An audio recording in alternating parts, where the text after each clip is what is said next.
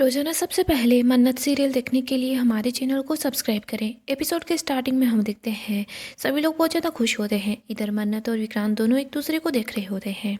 नीतू बोलती है, मन्नत तुम सच में बहुत प्यारी लग रही हो। इधर मल्लिका अपनी मोम को बोलती है, मोम देख रहे हो कैसे हम लोगों की खुशियों को बर्बाद करके ये जश्न मना रहे हैं। ऐश्वर्या बोलती है, जश्न कब मातम में बदल जाए किसी को कुछ पता नहीं होता। गगन बोलता है कि आज तक दुल्हन की आंखों में आंसू आते हुए तो देखे हैं, लेकिन ये हमारे दूल्हे की आंखें क्यों भर आई। इधर विक्रांत बोल रहा होता है, नहीं ऐसा कुछ भी नहीं है। पंडित जी बोलते हैं कि चलो वरमाला की रस्म शुरू की जाए। शालिनी वरमाला ले आती है। इधर पंडित जी बोलते हैं कि सबसे पहले वर वधू को वरमाला पहनाएंगे। विक्रांत मन्नत को वरमाला पहनाने लगता है, तभी श्रुति और गगन दोनों मिलकर मन्नत को पीछे की साइड कर लेते हैं और बोलते हैं, इतनी आसानी से नहीं। विक्रांत बोलता है, आप ये क्या कर रहे हैं। गगन और श्रुति बोलते हैं, चलो फिर से ट्राई कर लो। विक्रांत फिर से वरमाला पहनाने की कोशिश करते हैं, लेकिन वो दोनों मिलकर फिर से मन्नत को पीछे की साइड गदा खेल लेते हैं। इधर हम देखते हैं धैर्य बोलता है कि देखो विक्रांत, तुम्हारी आंख में क्या चला गया, रुको मैं अभी इसे निकालता हूँ। तभी मन्नत आगे बढ़ती है तो विक्रांत मन्नत को वरमाला पहना देता है और सभी लोग खुश हो जाते हैं।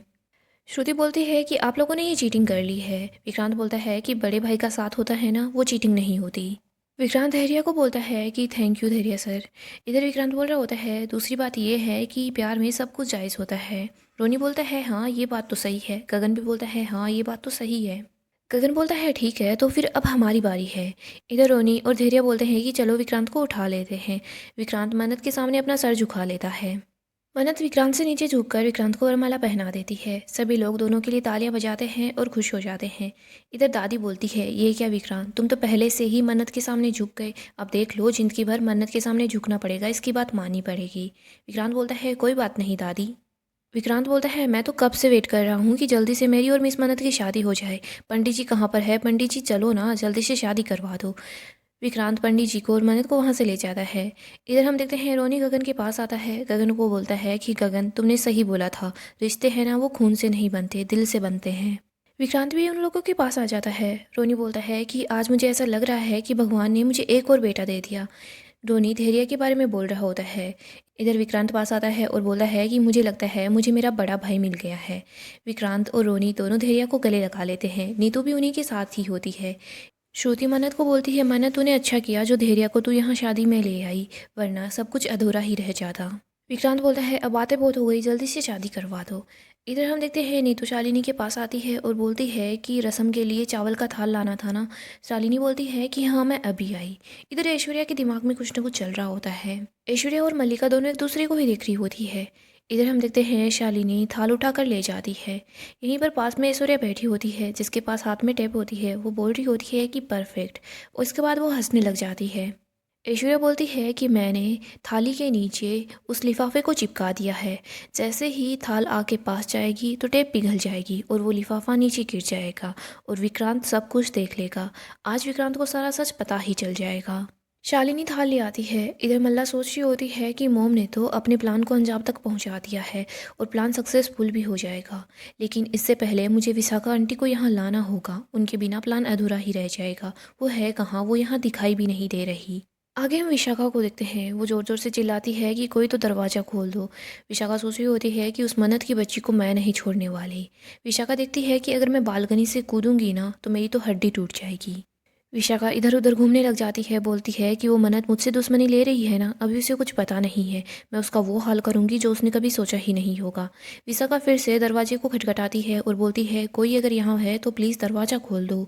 इधर हम मल्लिका को देखते हैं। वो सोच रही होती है कि विशाखा आंटी कहाँ चली गई है, यहाँ तो कहीं दिख ही नहीं रही। एक बार मैं बस उनके रूम में जाकर चेक कर लेती हूँ। इधर हम देखते हैं पंडित जी मंत्र पढ़ना शुरू कर देते हैं। मल्लिका विशाखा के पास जाने लगती है, लेकिन तभी बीच में श्रुति आ जाती है। श्रुति बोल रही होती है कि मल्लिका तुम कहाँ जा रही हो। मल्लिका बोलती है, कहीं नहीं। श्रुति बोलती है, देखो आज मन्नत की लाइफ का सबसे अच्छा दिन है और उसके इस अच्छे दिन को मैं तुझे बर्बाद नहीं करने दूंगी। मल्लिका बोलती है, मैं कुछ नहीं करने वाली।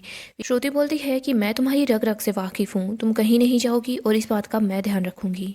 श्रुति बोलती है कि तुम बिल्कुल अपनी माँ की परछाई हो। मैं सोनिया की फितरत को अच्छे से जान गई थी और वैसे ही मैं तुझे भी बहुत अच्छे से जान गई हूँ। तू उधर ही चल, कहीं नहीं जाएगी तू। मल्लिका बोलती है, ठीक है।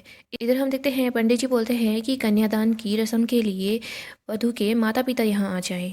मन्नत श्रुति को देख रही होती है, बोलती है, माँ यहाँ आओ ना। श्रुति बोलती है मैं। मन्नत बोलती है हाँ, और नहीं तो कौन। मन्नत बोलती है पंडित जी, श्रुति माँ ही मेरा कन्यादान करेगी। इन्होंने ही मुझे पाल पोस कर बड़ा किया है। अगर ये नहीं होती तो शायद मैं भी यहाँ नहीं होती। मैं श्रुति माँ की मांगी हुई मन्नत हूँ और मेरा कन्यादान करने का हक सिर्फ श्रुति माँ को ही है। रोनी बोल रहा होता है कि दरअसल मन्नत के पिता अनिरुद्ध जी वो फ़िलहाल अमेरिका में है। उन्हें वीज़ा मिलने में दिक्कत हो रही है, जिस वजह से वो यहाँ नहीं आ पाए। दरअसल ये सिर्फ कन्यादान की रस्म नहीं है। इस रस्म में श्रुति जी अपनी बेटी हमें सौंप रही है और हम हमारा बेटा उन लोगों को सौंप रहे हैं।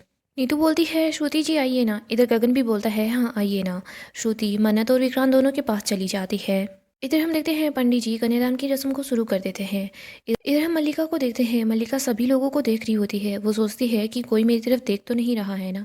मल्लिका धीरे धीरे करके ऐश्वर्या के पास पहुंच जाती है। वो ऐश्वर्या को बोलती है कि मोम देखो शादी तो ऑलमोस्ट ख़त्म होने वाली है, लेकिन आप मुझे ये तो बताओ कि आपका प्लान क्या है।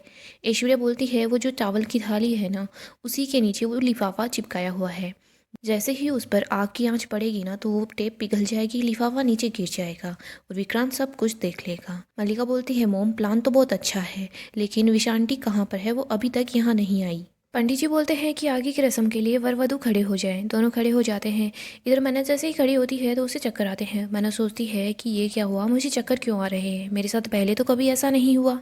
हम देखते हैं थाल पंडित जी के हाथ में होता है, लिफाफा उसी के नीचे चिपका होता है। लिफाफे की टेप धीरे धीरे पिघल रही होती है। सबसे पहले तो विक्रांत और विशाखा की जो पिक्चर होती है वो नीचे गिर जाती है। इसके बाद वो लिफाफा भी नीचे गिर जाता है। मल्लिका बहुत ज़्यादा खुश हो रही होती है तो ऐश्वर्या भी बहुत खुश होती है, लेकिन हम देखते हैं किसी की भी नज़र लिफाफे पर और फोटो पर नहीं पड़ती। ऐश्वर्या सोचती है कि ये क्या हो रहा है, कोई इस लिफाफे को देख क्यों नहीं रहा। इधर पंडित जी बोलते हैं कि वर वधू अब फिर से अपनी जगह पर बैठ जाएं। आगे पंडित जी बोलते हैं कि वर वधू के गठबंधन के लिए आगे आ जाएं। इधर हम देखते हैं श्रुति नीतू को बोलती है नीतू जी आप गठबंधन कर दीजिए, आप भी तो मन्नत की माँ जैसी ही हैं। इधर दादी बोलती है लेकिन नीतू बेटा गठबंधन तो बहनें करती है ना।